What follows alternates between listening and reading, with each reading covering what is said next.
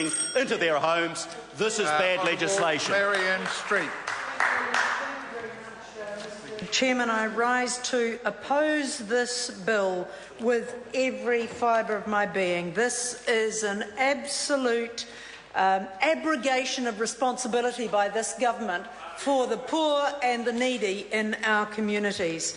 This is an effort in this bill, Mr Chairman, for this government to get rid of the housing affordability problem. And how does it choose to do that? It chooses to do it by loading it onto an under-resourced third sector to provide more housing, and in so doing completely ignores the scale of the problem out there and the scale of the capacity of government to fix it. In fact, only government has the capacity to improve housing affordability by the scale that is required.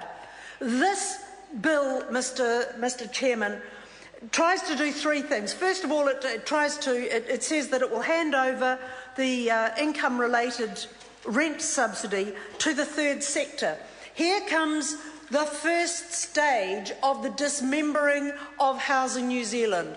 So the Minister for Housing, Dr Smith, goes to his home electorate and he announces in the particular pork-barrelling way he has that the Nelson Tasman Housing Trust is just going to get another injection of money so they can build another 6 houses in Kawai Street. The Nelson Tasman Housing Trust is a wonderful example of a third sector housing organisation, but another 6 houses in Kawai Street is not going to fix the problem.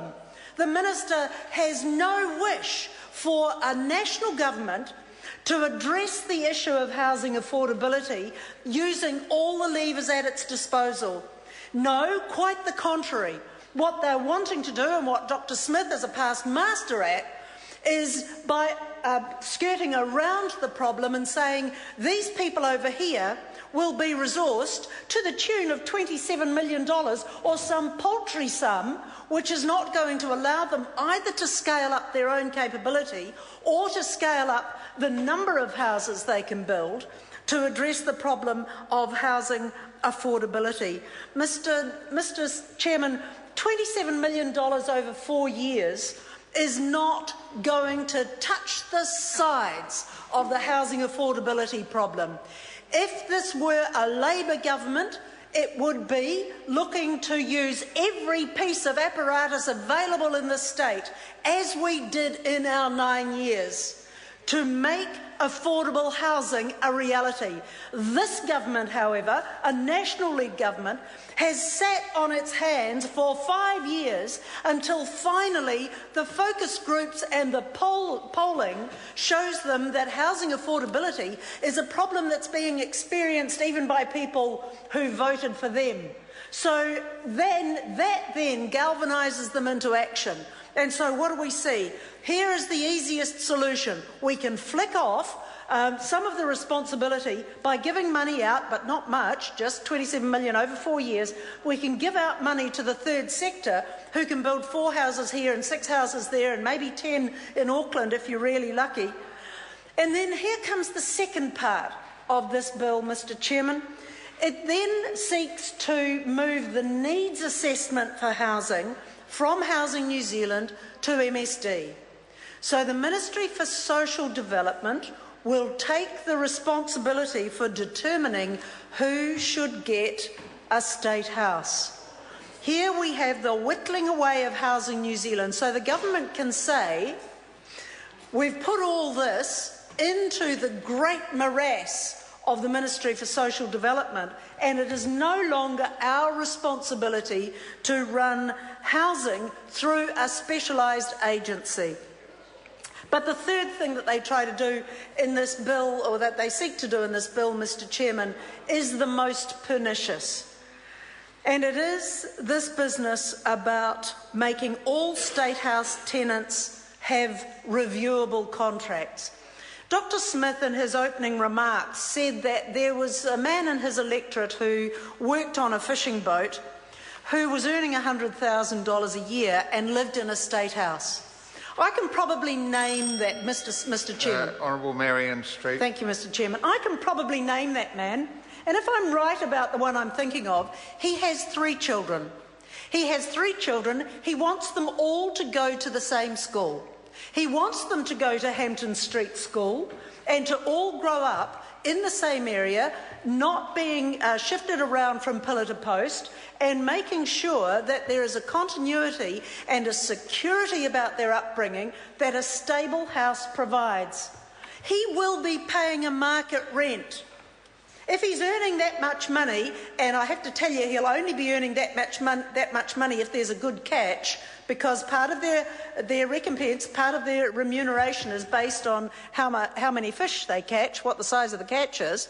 So if it's on a good day and he is earning $100,000, I can be absolutely certain that that man is on a market rental. And so there are 4,000 people on market rentals. The reason social housing was provided in the first place, Mr. Chairman, was to provide families with stability, to grow communities that were stable, to avoid ghettoising people who were in need and who were able to integrate into a community by virtue of their stability, by virtue of the fact that this was their house.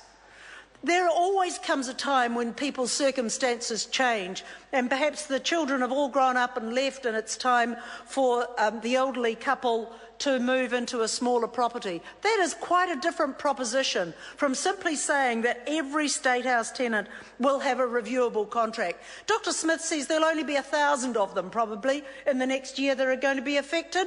Well, I say the fear of that will go to all the other 61,000 who are state tenants. The fear of having a reviewable contract will undermine the stability of those families when clearly the vast majority of people in state rental housing are people who need it provided by the state, because by his own admission there are only 4,000 people on market rentals. Mr. Chairman, this is a travesty.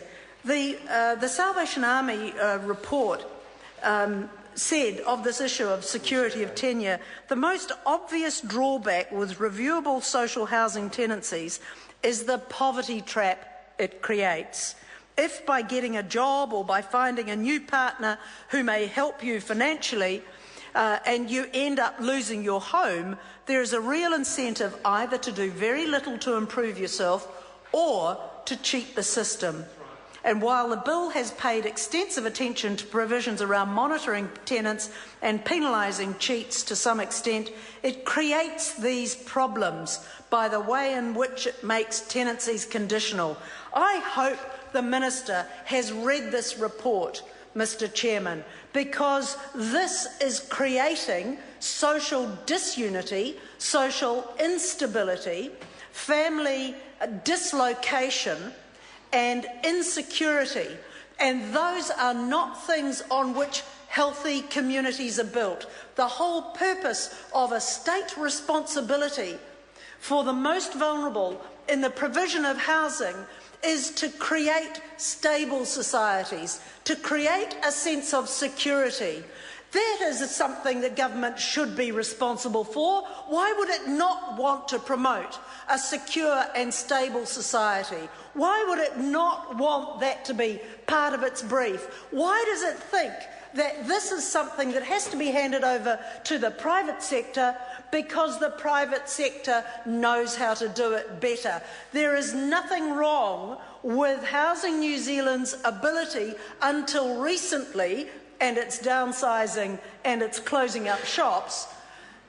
There is nothing wrong with Housing New Zealand's ability to achieve just the social ends that they were intended to in the first place, if only this government would support them to do it. If only the government saw that it was its responsibility to provide 3,000 houses in Hobsonville of mixed affordability, including market ones. But no, this government said, this Prime Minister said, no state houses in my backyard. no state houses. And so what have we got there? 17 houses. There could have been 3,000. This government is abrogating its responsibility to people. Catherine Delahunty. Thank you, Mr Chair.